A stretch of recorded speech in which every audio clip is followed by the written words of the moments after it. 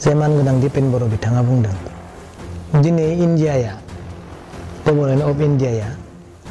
Bodoland separate state दानायनि जेबो policy गैया होनना बुंदों। बिपिएफआबोथ' गाज्रि नङामोन, इउपिपिएलआबोथ' दिनै गाज्रि नङामोन मिथिगौ। आरो बिनिखायनो दिनै बर' जाथिया खौसे जानांगौ होननानै दिनै बिथां बिकेडब्लिउसिनि चिफ मिनिस्टार बिथाङा बुंदों। आरो आं बेखौसो खावलायगोन जेसेबांखि कम्पानिया दिनै बिटिसि सेक्रेटारियेटआव बाहागो लाफैया मानो जों बेखौसो नोजोर होनांगोन जे बिदिनो एपइन्टमेन्ट होनायखौथ' प्रिन्सिपाल सेक्रेटारिया उइदाउट माबा लायालासेनो इएमफोरजों रायज्लायालासेनो बा चिफजों रायज्लायालासेनो बिब्दि एपइन्टमेन्ट होनायखौ जोंनि बिटिसि बा बिटिआरनि गेजेराव मानसि गैया नामा? गुबुन जाथियानो होन जोंनि मानसियानो होन दा बाहेरनि मानसिखौ बिदि एपइन्टमेन्ट होनानै बा कनसालटेन्सि हिसाबैबाबो एपइन्टमेन्ट होनानै जिथु खामानि मावनो नाजादों बेफोरनि लैखोनखौ दिनै जों मोजां नुहुराखै। गिबियावनो आङो नोंथांमोनखौ हामबाय होनदों गोदान बोसोरनि मुङै अननाय मोजां मोननाय आं नोंथांमोननिसिम बावहरबाय। बे गोदान बोसोराव इसोरा जों बयजोंबो लोगोआव थाथों। दिनैनि बे समावहाय आङो नोंथांमोननि बे पर्टेल निउसनि गेजेरजों बेखौनो फोरमायनो सानदों। जोंनि कन्ट्रेक्टर एस'सिएसननि जानानै जोंनि बे बिटिआर हालामाव जेसेबांखिनि कन्ट्रेक्टरफोर दङ जायफ्रा जोंनि एस'सिएसनाव दङ बिथांमोननिसिम आं मोनसे मेसेज हरनो खावलायदों। बेनो जाहैबाय जोंहा फैबाय थानाय 25 जानुवारियावहाय जोङो बिटिसि सेक्रेटारियेटआव हाबगोन आरो किसुमान रायज्लायनांगौ खोथाफोर दङ आरो गोबां गोदान अफिसारफोरखौबो जों लोगो हमनांगौनि खोथा दङ। बिनि थाखाय आङो जोंनि कन्ट्रेक्टर एस'सिएसनाव थानाय साफ्रोमबो मेम्बार आंनि बिदा फंबाय गासैखौबो आं खावलायदों जे 25 जानुवारियावहाय जोङो बिटिसि सेक्रेटारियेटआव हाबगोन आरो गोबां गोदान अफिसारफोरखौ जोङो लोगो हमनांगौ दङ। बेनिखायनो रेडि जानो थाखाय आङो दिनैनि बे ससियेल बा मिडियानि गेजेरजों बा पर्टेल निउसनि गेजेरजों आङो नोंथांमोनखौहाय मिथिहोनाय जाबाय। बेखौथ' नुदों आरो आङो मोनदोंबो, अर्डारखौबो मोनदों, नटिफिकेसनखौहाय मोनदों।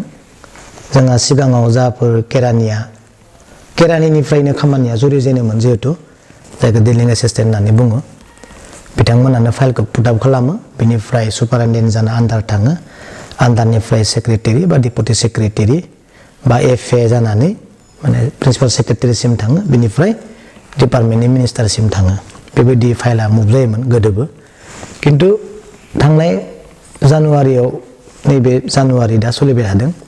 बे मोनसे अर्डार ओंखारदों जे पुटिं खालामनाय जुदि पुटआप खालामनाय डिलिं एसिस्टेन्ट केरानिफोरा बिथांमोना बे दायित्वनिफ्राय बिथांमोनखौहाय गैया खालामनायखौ नुनो मोन्दों आरो बिथांमोना जेबो फाइलनि खामानि मावनो मोननाय नङा आरो बिथांमोनखौ माने फाइल रेकर्ड लाखिनाय एसे पियन केरानिखौहाय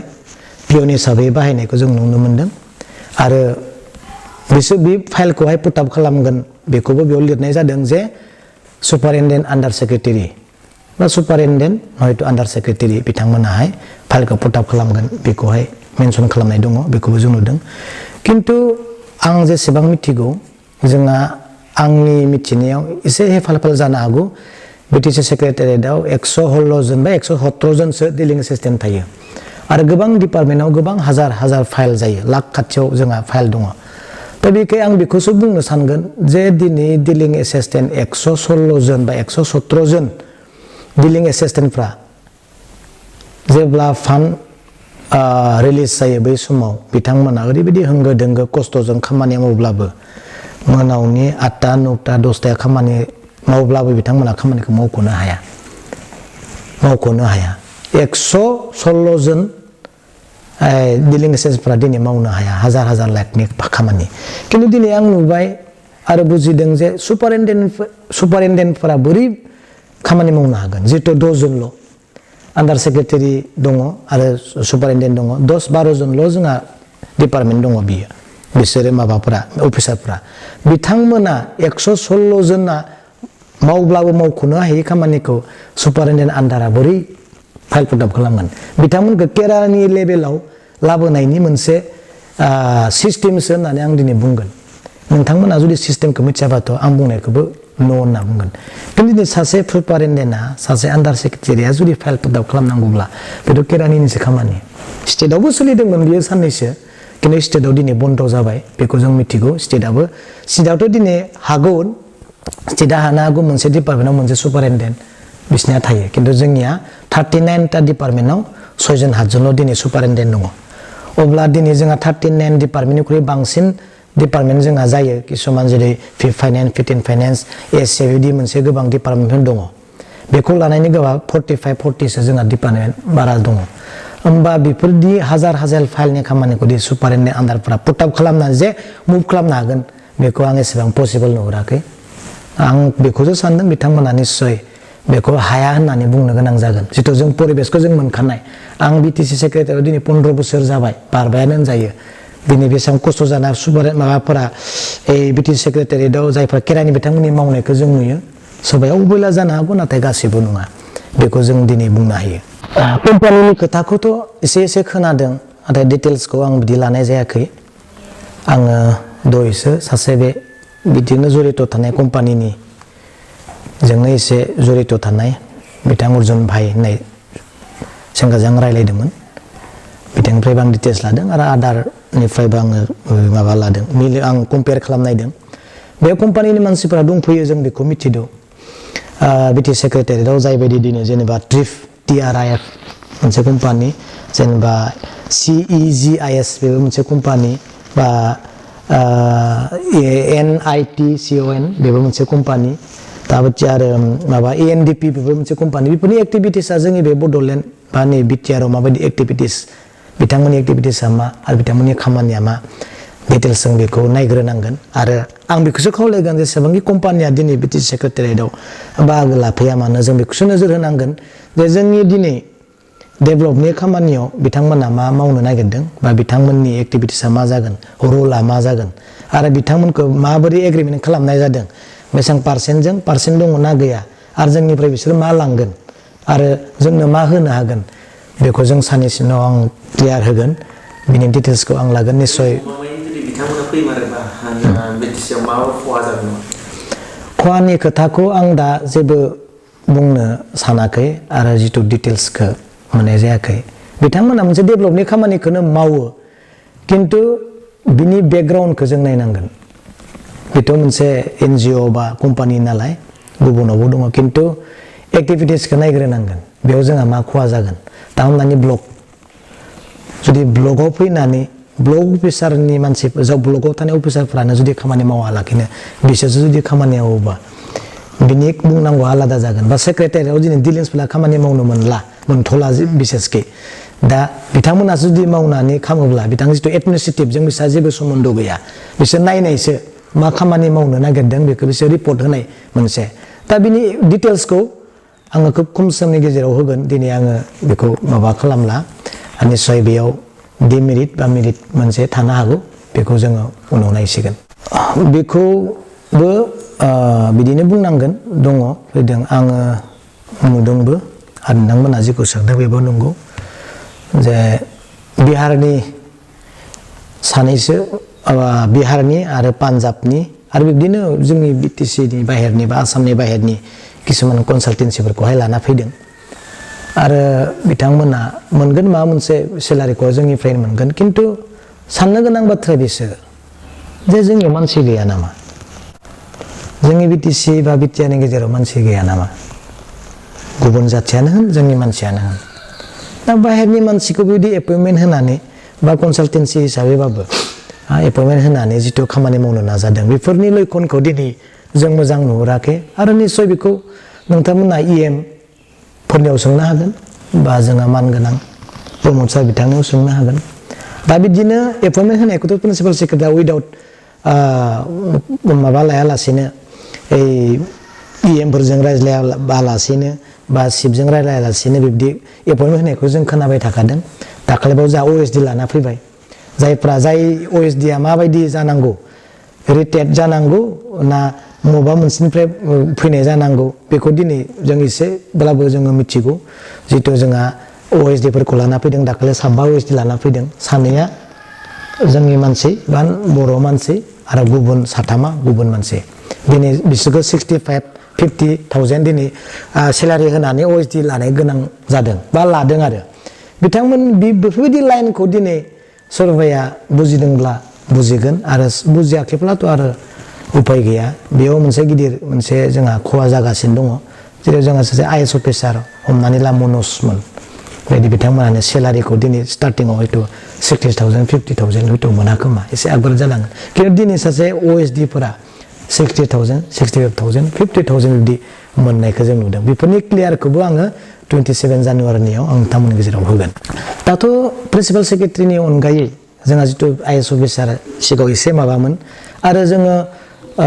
नुबोदोंमोन जे जितु जोंनि 6 सिडुल एरियाखौ कन्ट्रल खालामनो थाखाय जोंनि बे गभर्नमेन्टआनो गोबां माने नांनानै फैनायखायनो जों 6 सिडुल एरिया एसे कन्ट्रलाव थाथों होननानै जोङो किसुमान साननो हानाय बिजिरनो हानाय ST आ मा 6 सिडुल एरिया मा बेफोरबायदि साननो हानाय अफिसारफोरखौ सेक्रेटारियाव लाबोनायखौ जों नुनो मोन्दोंमोन आरो बेखौहाय बेखौथ' आरो बहा बिथांमोना जोंनि जानानै बोरै खामानि मावनो नुगासिनो दङ बिनि सोमोन्दै जुदि फोरमायनांगौबाथ' बिराद आलादा कमेन्ट जायो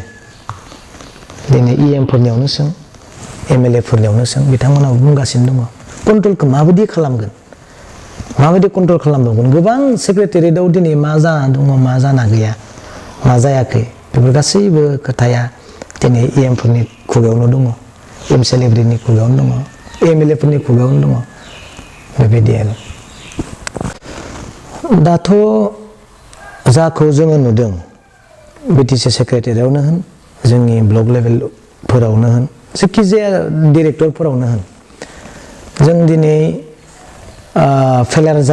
जानो नागिरदों बिजिरोब्ला मोनगोन दिनै सिगांनि बेकग्राउन्डखौ जों नायनांगोन BPF आबोथ' गाज्रि नङामोन UPPL आबोथ' दिनै गाज्रि नङामोन नङा होमबा दिनै ओरैबायदि परिबेसाव खालामनानै गालांबाय BPF आरो UPPL मोननैबो गाज्रि नङामोन आं दिनै बुंदों नाथाय BPF नि सानैसो हमनानै ला साननाय नोजोरफ्रासो लिडारफोरनिया बिसोरसो एसे आलादामोन आरो दिनै UPPL नि साननाय लिडारफोरनि नोजोरफोर एसे आलादा खिन्थु दिनै मोननैबोथ' गाज्रि नङामोन दिनै सानैसो जोंनि बर'नि लिडारफोरा बे आगोमा उथिफुनाय राजनितिक दलखौ ओरैबायदि खालामना गालांबाय पापा माने मा रावजों दिनै बुंगोन बिथांमोनखौ बुंनो गोनां दिनै मायानो भाषायानो गैया जायो बिथांमोना दिनै UPPL आरो BPF बिथांमोननि एक्टिभिटिसखौ दिनै कम्पेयार खालामलायोब्ला दिनै रायजोआनो बिजिरनो हानाय मोनसे माबायाव दङ बिजिरनांगोन दिनै रायजोआ दिनै फेलार जायो होननानै बुङोबाथ' दिनै MCLA फोरनियावनो सोंनांगोन UPPL फोरनियावनो सोंनांगोन बिथांमोना गोबां खोथा मिथिना दङ इनफरमेसनखौ आंबो मोनो आरो नामखौथ' बुंनो हाया खिन्थु दङ आरो सानसे समाव नुजागोन बे नंगौ जोङो ससियेल मिडियायाव बयबो नुदों आरो बयबो गासै बर' जाथियानो नुदों बिथांमोन गोनां मेहिनेश्वर बसुमतारी सार बिथां जायहा दिनै BKWSC नि चिफ बिथांनि खावलायनायखौ बयबो नुदों आरो सोमोनांदों कमेन्टआवबो नुदों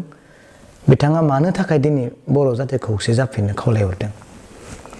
गावसिनिल' नङा गुतै इन्टायार माने बर' जाथिखौनो बिथाङा खौसे जानांगौ होनना खावलायदों निस्सय बेयाव गोबां मानसिफोरा सोमोनांदों दिनै जोंहा BTR एकर्ड जानायनि उनाव आरो खौसे जाफिननानै दिनै खामानि मावलांनायखौ दिनै लुबैदों निस्सय बेयाव गोबां बुंनांगौ खोथा बेहा गोसो इसिङाव दङ आरो जायखौ दिनै प्रकाश खालामनो हायाखै मिथिगौ बिथांमोनजों जायफ्रा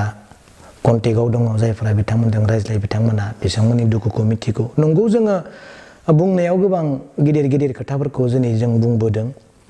आरो जितु नुदों बुंनायनि जितु एक्टिभिटिसफोर गोबां खामानि मावनो हानायनि माबाखौ नुदों नाथाय सिङाव जेबो गैया होननानै बिथांमोनाबो दिनै मिथिगौ आरो बिनिखायनो दिनै बर' जाथिखौ खौसे जानांगौ होननानै दिनै बिथां BKWSC नि चिफ मिनिस्टार बिथाङा बुंदों दिनै जों नायोब्ला जोंनि BTC बा BTR नि खोथाखौनो नाय BPF आलाय माथो गाज्रिमोन इउ पि पि एल आबोथ' मासे गाज्रिमोन मोननैबोथ' गाज्रि नङामोन जोंनि आनसलिक दंमोन बि पि एफ आबो गाज्रि नङामोन सानैसो लिडारफोरनि एक्टिभिटिस बा साननाय नोजोरासो आलादामोन इउ पि पि एल आबो दिनै गाज्रि नङामोन जोंनिनो आनसलिक दल बिथांमोननि साननाय नोजोर किसुमान लिडारफोरासो दङमोन ओमफ्राय दिनै जे जोंनि मोननै आगोमा राजनितिक जिथु आनसलिक दल बेखौनो सानैसो लिडारा ओरैबायदि खालामना गालांबाय पा माने साननानै नायोब्ला गोसोआव दुखु मोनो दिनै इउ पि पि एल आल' दिनै दुखु मोनाखै दिनै बि पि एफ आल' दिनै राइट दुखु मोननो गोनां जायाखै इन्टायार माने गासै बर'आनो दिनै मोनसे साननांगौनि समखौ दिनै खालामनानै होबाय बे जायनि थाखाय दिनै मिनिस्टार बिथाङाबो मिथिगौ जोंनि बि टि सि काउन्सिलनि जाफोर जागासिनो दङ सोरजों सालायजादों बुंनायाव बेसेबां गोजौ मावनायाव बेसेबां सिङाव बे गासै खोथाखौ दिनै बिथाङाबो मिथिगौ बिसोर रायज्लायलायो बिथांमोना मा अबस्था दङ जोंहाबो बिदिनो अबस्था दिनै जायबायदि दिनै जोंहा EM बिथांमोनाबो दिनै मावनो हानायनि जेबो स्कप मोनाखै फैसा गैया थाखा गैया दिनै जेसेबां जों EM दङ बिथांमोननि बिथांमोना बेसेबां फैसा दङ आं गासैबो लिस्ट आंनियाव दङ 5 कोटि 10 कोटिल' फैसा नाथाय दिनै जोंहा मानगोनां चिफ जिथु जोंहा प्रमद बर' बिथांनि डिपार्टमेन्टआव गासै 300 क्ररनि गोजौआव फैसा दङ नाथाय EM सासे EMनो बेसेबां दङ 6 कोटि 10 कोटि 5 कोटि सोरनियाव 1 कोटिल' बिथांमोना मादों मावनो सिङाव मा सोलिना दङ गासैबो राजनितिनि मानसिफोरा गावसोर मिथिगौ EM फोरनि दुखुखौ EM फोरा मिथिगौ MCLA फोरनि दुखुखौ MC फोरा मिथिगौ MLA फोरा गावसोरनि दुखुखौ मिथिगौ बेनिखायनो जेसेबां दिनै जोङो बुंनायखौ जों नुबाय थादों मावनो हानायनि जितु एक्टिभिटिसफोरखौ जों नुबाय थादों बेफोरनि साननायनि बाहेराव आरो गोबां मिथि मोनै माबाफोर दंबावो बेखौ रायजोफोरा उनाव निश्चय मिथिगोन बेनो आरो बेखौ आङो मैया नायदों आङो फार्स्टनिफ्रायनो खोनासंदों खिन्थु आङो गोदान आफाद दानाय बेखौ वेलकाम खालामा आङो जिमानब्लाबो आरो जेनेबा जितु जोंहा फरायसा आफाद दंखायो खिन्थु आं मोनसेल' खोथाखौ आं गोसो होदों जे मानगोनां दिपेन बर' बिथाङा बुंदों दिनै इन्डियाया गभर्नमेन्ट अफ इन्डियाया बड'लेण्ड सेपारेट स्टेट दानायनि जेबो पलिसि गैया होनना बुंदों माने देट मिन्स माने क्राइटेरिया गैया माने जेबो सिमां गैया बे खोथाखौथ' सिगाङाव हाग्रामा महिलारि बिथाङासो बुंदोंमोन दिनै बड'लेण्ड मोनथ'वा पलिसि गैथ'वा बे खौरांखौ बेयाव हाग्रामा महिलारियासो बुंदोंमोन जाय खोथाखौ बुंनायनि थाखायनो सारा बर'फोरा बिथांखौ दिनै हारिनि सुथुर होननानै गोबां मानसिफोरा दिनै बुंनो नाजादोंमोन अब्ला दिनै दिपेन बर' बिथांखौ मा बुंगोन बिथाङाथ' मैयानि माबायाव प्रेस मिटआव बुंदों कुनु बड'लेण्ड सेपारेट स्टेट दानायनि कुनु पलिसि गैया सेन्ट्रेला होननानै मा बुंगोन दा नोंथांमोना सोंदो माब्रै बुंनो हाखो बै समाव हाग्रामा महिलारिया बुंनाय आरो दा बुंनाय मा पार्थक्य आं बेखौनो बुंनो नागिरदों नोंथांमोना बुजिगोन दा बै समाव हाग्रामा महिलारिया बुंदोंमोन जे बड'लेण्ड सेपारेट स्टेट मोनथ'वा बा जानायनि लामायाव गैथ'वा बेखौनोथ' लानानै पलिटिक्सनि माबा इसु खालामदोंमोन दा दिनै दिपेन बर' बिथांखौ मा होनगोन नोंथांमोना सोंनो थांदो जे बड'लेण्ड सेपारेट स्टेट दानायनि गुनि पलिसियानो गैयाबा नों दिनैखौ मिथिखो ना बै आन्दलन खालामनाय समावनो मिथिखो आरो मिथियाखैबाथ' हाग्रामा महिलारि बिनि बहुत सिगाङावनो मिथिना दङ पलिसि गैथ'वा होननानै आं दिनै बेखौसो बुंनो नागिरदों आं दिनै बेखौसो ओरै बुंनो नागिरगोन खहायाथ' जोंहा डिभाइड मोनसे रल जायो आरो आं बेखौ दाजाथों होननानै सानो आरो जानोबो नाङाथों खिन्थु दिनै पलिटिक्स जितु जोंहा राजनिति हान्जाजों सोर दोङो जायबायदि दिनै जोंहा PTC सेक्रेटारियेटआव गोदान मानसिफोर फैदों बिसोरो सोर आं दा नै कम्पानिनि खोथाखौनो बुंबाय बिसोर कम्पानिया सोर जोङोथ' कम्पानिनि कुनु माबा गैया जेनेबा गोदो नाङाखैमोन मावबोबाय बिथांमोना सोर दा बिथांमोननि रलखौ सोर लागोन सोर नायगोन बिथांमोनखौ संगठननि मानसिफोरानोथ' नायनांगोन जोंखौ बबेथिं जाख्लाबलांदों बबेथिं जोंखौ माइनास खालामलांदों आरो सोर जोंखौ दिनै माबा खालामनो नागिरदों राजद खालामनो नागिरदों बेफोरखौबो दिनै जों नायनांगोन आरो खहानि खोथाखौ नोंथाङा बुंदों खहायाथ' जोंहा एबसु हिसाबै जाया जाथि हिसाबैसो जोंहा जागोन जिहेतु जोंहा बर' जाथि हिसाबै दिनै दे जागोन दिनै आरो UPPL आरो BPF जों दिनै गावस्रालायनायखायनो दिनै UPPL आरो BPF आथ' दुखु मोननो गोनां जायाखै निस्सय गथै रायजोआनो दिनै दुखु मोनदों आं दिनै बेखौ बुंगोन आरो गोदान आफाद दानायनि बेलायाव आखाइ दङ होनना बुङोबा आङो एसे साइडआव बुंनो नागिरो दे पलिटिकेल बेकग्राउन्डबो थानो हागौ आरो प्रेजेन्ट जिथु दा गभर्नमेन्ट दोङो जिथु बिथांमोननि MCLA MLA फ्राबो मोनसे सेन्टिमेन्टआव दिनै भुगिना दङ बिथांमोननिबो आखाइ थानो हागौ दिनै जेननानै थानाय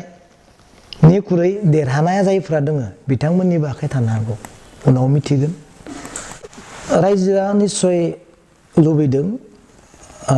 जोंहा दुलाराय बर' फरायसा आफादखौ नंगौ गभर्नमेन्टजों थानानै खामानि मावनाया नंगौ खिन्थु दिनै जा नुहुरबाय माने नट अनलि माने माबाखौ मा होनना बुंगोन जिथु जोंहा माबा BTR रेकर्डखौ जाफुंहोनायाव खामानि मावफानाय बे नंला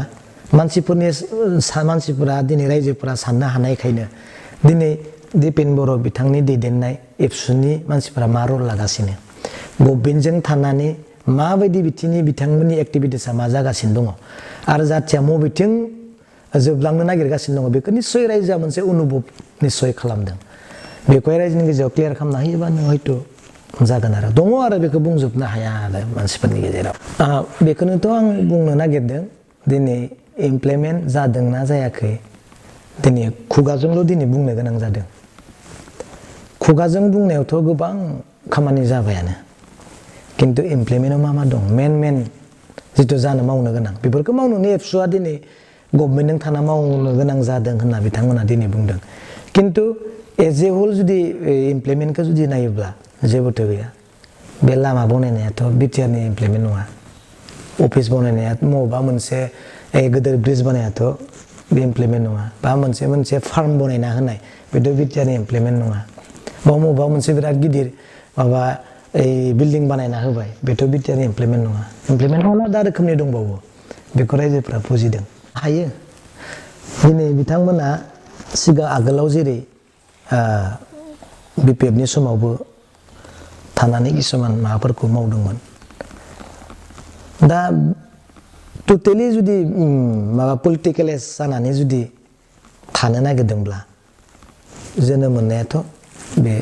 आरो 100% ओंखारबोनांगोन बिसोरो आरो वान साइड जानो मोननाय नङा मोनफ्रोमबो अरायबो समाव जुदि वान साइड जाना खोथा बुंबाय थायोब्लाथ' जाखोनानो बेल'थ' साननो हानाय मानसि नङा गोबां गिदिर मानसि साननो हानाय मानसिफोर दङ बड'लेण्डआव BTCनि गेजेराव बेबायदि दा नोङो माबाखौनो नायदो जोंहा दानि गामि बारायनाय दानख'नाय दाजाबनाय जेबो गैया एनडिएफबिनि खोथा बुंबाथ' गोसोआनो आलादा जाखायो बिथांमोना दिनै सासेबो साख्रि मोनाखै बिथांमोना सासेबो दिनै जेलनिफ्राय दिनै उदां जायाखै रन्जन दैमारिनि खोथाखौथ' आरो बुङाबाबो जायो बिथांनि जिबनाव बेसो मिथिसिगौ बेसेबां दुखु दङ मबे इमप्लिमेन्ट जानो साख्रि सासेबो मोनदों होनबा BTRनि मुङाव सासेबोथ' गैया मबे इमप्लिमेन्टखौ साक्सेस खालामनो एनडिएफबिफोरखौ नाय न'खरफ्रा बायफ्लेलांबाय सोरबा मावना जादों सोरबा रिजर्ट बनायदों सोरबा दा नै लावखार ओंखाम जाग्रा बानायदों नाथाय साकरियाव सोरखौ सोबाय थादों नों आंहाथ' मोनाखै बेफोरनि खोथाखौ MCLA फोरनियाव सों बेफोरनि खोथाखौ MLA फोरनियाव सों बेफोरानो मिथिगौ दिनै एबसु जुदि गोदान एबसु दानो नागिरदोंबा दङ सरकारनिफ्रायबो हिंसोग्रा मानसि थागोन निस्सय जों मोजां मोनाखै बेबायदि जायोबा जाथिया धंख' जागोन बिदि बुंग्रा निस्सय जोंहा गभर्नमेन्टनि गेजेरावबो दङ दा जाबायदि खोनादोंसो दासिमबो जोनोम जाथ'वाखै थ' जानोबो हागौ आरो सिन्था खालामनाया मोजां रायजोआबो आरो नंगौ जुदि जायोब्ला उसुबिदाबो जानो हागौ आरो राजनितिक पलिटिकेलजोंनो जुदि सिथाबफाबाय थायोब्ला संगठना बेखौबो खिन्थु बुंनांगौ थागोन आरो रायजोआ गाज्रि नङा होननाय बुस्थुआसो जाहैगोन लास्टायाव बिथांमोनाव थाबाय थायोब्ला नुदोंना बिथांमोननि एक्टिभिटिसखौबो माबायदि मावदों रायजोनि थाखाय खिन्थु बेसेबां गोजानसिम थांगोन बेखौ दिनै रायजोआ सानहरदों आरो नोंथाङा बुंबावदों माने जाय बायदि मानसिया गोदान संगठन दानो नागिरदों बिथांमोना जे गोथौ सान्थौनि मानसि नङा होननानै बुंदों बे बिथिङाव जायफोरनि नामफोरखौहाय बिथांमोना बुंदों बिथांमोनाबोथ' बै समाव एक्स MLA जाबोनाय एसेबां माबा गैयि साननो हायै मानसिखौथ' MLA होआ बै समाव आरो सासे मन'ज लासानि खोथाखौ बुंदों बिथाङाबोथ' जाथिनि थाखाय नांबोनाय बै समाव माबा मोनसे स्पिरिटआ बेहा थागोन